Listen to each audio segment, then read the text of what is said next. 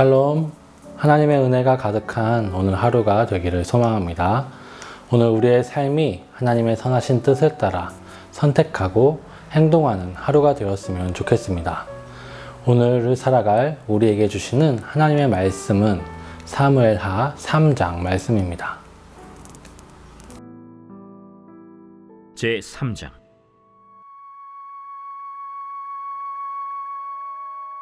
사울의 집과 다윗의 집 사이에 전쟁이 오래매 다윗은 점점 강하여 가고 사울의 집은 점점 약하여 가니라.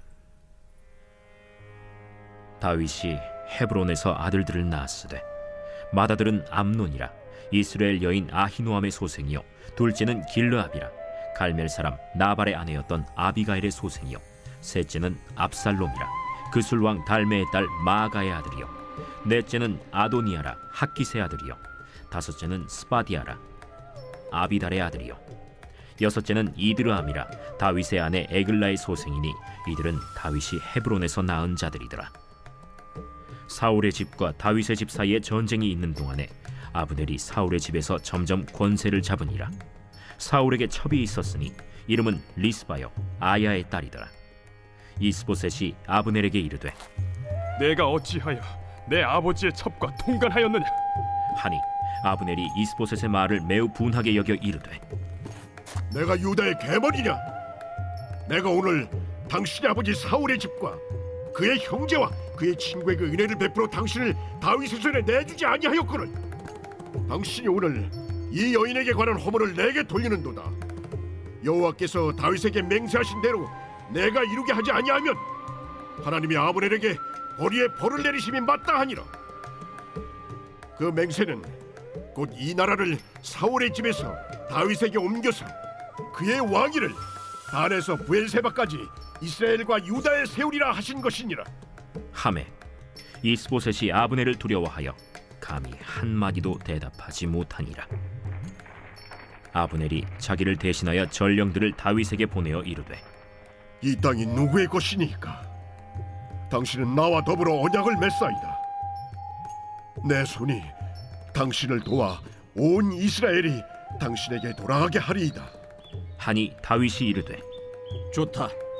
내가 너와 언약을 맺거니와 내가 네게 한 가지 일을 요구하노니 나를 보러 올 때 우선 사울의 딸 미갈을 데리고 오라.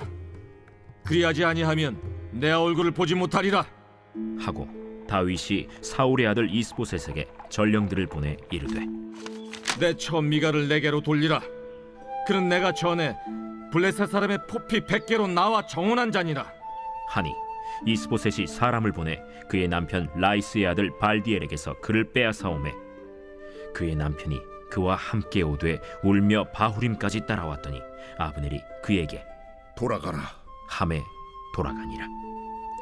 아브넬이 이스라엘 장로들에게 말하여 이르되 너희가 여러 번 다윗을 너희의 임금으로 세우기를 구하였으니 이제 그대로 하라. 여호와께서 이미 다윗에 대하여 말씀하시기를 내가 내 종 다윗의 손으로 내 백성 이스라엘을 구원하여 블레셋 사람의 손과 모든 대적의 손에서 벗어나게 하리라 하셨음이니라.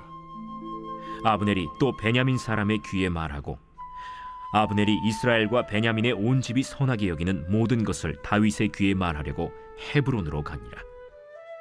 아브넬이 부하 20명과 더불어 헤브론에 이르러 다윗에게 나아가니 다윗이 아브넬과 그와 함께 한 사람을 위하여 잔치를 배설하였더라. 아브넬이 다윗에게 말하되 내가 일어나 가서 온 이스라엘 무리를 내 주 왕의 앞에 모아 더불어 언약을 맺게 하고 마음에 원하시는 대로 모든 것을 다스리시게 하리이다. 이에 다윗이 아브넬을 보내매 그가 평안히 가니라. 다윗의 신복들과 요압이 적군을 치고 크게 노력한 물건을 가지고 돌아오니 아브넬은 이미 보냄을 받아 평안히 갔고 다윗과 함께 헤브론에 있지 아니한 때라. 요압 및 요압과 함께한 모든 군사가 돌아오매 어떤 사람이 요압에게 말하여 이르되 넬의 아들 아브넬이 왕에게 왔더니 왕이 보내매 그가 평안히 갔나이다. 요압이 왕에게 나아가 이르되 어찌하심이니까 아브넬이 왕에게 나왔거늘 어찌하여 그를 보내 찰가게 하셨나이까? 왕도 아시려니와 넬의 아들 아브넬이 온 것은 왕을 속입니다. 그가 왕이 출입하는 것을 알고 왕이 하시는 모든 것을 알려 함이니이다. 요압이 다윗에게서 나와 전령들을 보내 아브넬을 쫓아가게 하였더니 시라 우물가에서 그를 데리고 돌아왔으나 다윗은 알지 못하였더라. 아브넬이 헤브론으로 돌아오매 요압이 더불어 조용히 말하려는 듯이 그를 데리고 성문 안으로 들어가 거기서 배를 찔러 죽이니 이는 자기의 동생 아사헬의 피로 말미암음이더라. 그 후에 다윗이 듣고 이르되 넬의 아들 아브넬의 피에 대하여 나와 내 나라는 여호와 앞에 영원히 무죄하니 그 죄가 요압의 머리와 그의 아버지의 온 집으로 돌아갈지어다. 또 요압의 집에서 백탁병자나 나병 환자나 지팡이를 의지하는 자나 칼에 죽는 자나 양식이 떨어진 자가 끊어지지 아니할지로다. 요압과 그의 동생 아비새가 아브넬을 죽인 것은 그가 기브온 전쟁에서 자기 동생 아사헬을 죽인 까닭이었더라.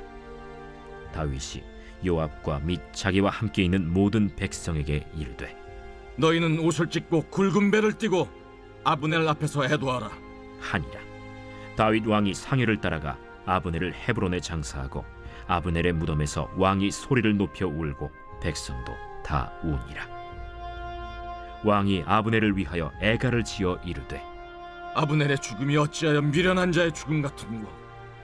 내 손이 결박되지 아니하였고 내 발이 착고에 채이지 아니하였거늘 불의한 자식 앞에 엎드러짐 같이 내가 엎드려졌도다. 하매 온 백성이 다시 그를 슬퍼하여 우니라. 석양에 뭇 백성이 나와 다윗에게 음식을 구원하니 다윗이 맹세하여 이르되 만일 내가 해지기 전에 떡이나 다른 모든 것을 맛보면 하나님이 내게 벌 위에 벌을 내리심이 마땅하리라. 하매 온 백성이 보고 기뻐하며 왕이 무슨 일을 하든지 무리가 다 기뻐하므로 이날에야 온 백성과 온 이스라엘이 넬의 아들 아브넬을 죽인 것이 왕이 한 것이 아닌 줄을 아니라. 왕이 그의 신복에게 이르되 오늘 이스라엘의 지도자여 큰 인물이 죽은 것을 알지 못하느냐. 내가 기름 부음을 받은 왕이 되었으나 오늘 약하여서 스루야의 아들인 이 사람들을 제어하기가 너무 어려우니 여호와는 악행한 자에게 그 악한 대로 갚으실지로다 하니라.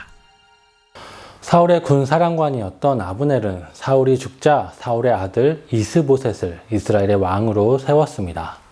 그 후 이스라엘은 사울의 집을 중심으로 하는 지파들과 다윗의 집을 중심으로 하는 유다 지파로 나뉘게 됩니다. 이에 다윗과 사울의 집안, 이스라엘 지파 간의 싸움이 시작되었고 본문은 계속되는 이 전쟁 가운데 다윗은 점점 강하여져 갔고 사울의 집은 점점 약하여져 가고 있음을 말해줍니다. 이스라엘 지파들의 마음이 점점 사울에게서 다윗에게로 돌아가고 있음을 보여주고 있는 것입니다. 하지만 아직까지는 다윗은 유다를 중심으로 사울의 집은 다른 이스라엘 지파를 중심으로 모여 있습니다. 그리고 성경은 전쟁이 계속될수록 사울의 군사령관 아브넬의 힘이 강해졌음을 말해주고 있습니다. 이스라엘의 현재 왕인 사울의 아들 이스보셋보다 그의 군사령관 아브넬의 힘이 강해지자 이스보셋은 걱정하였습니다. 그가 혹시 배신하여 자신을 죽이고 왕의 자리를 빼앗을까 두려웠던 것입니다. 하지만 아브넬은 사울의 집에 충성한 사람입니다.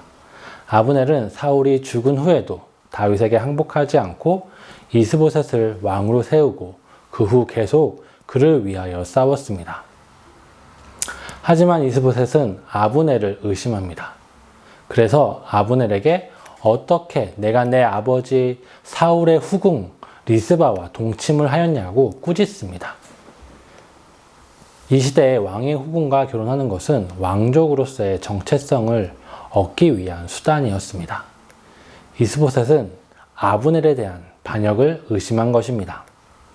성경은 아브넬이 정말 그 일을 하였는지에 대해서는 말해주고 있지 않습니다. 오히려 이 말을 들은 아브넬의 분노에 대해서 이야기합니다. 그는 이스보셋에게 내가 당신을 왕으로 삼았는데 당신은 나를 유다의 앞잡이 첩자로 여기느냐고 화를 냅니다.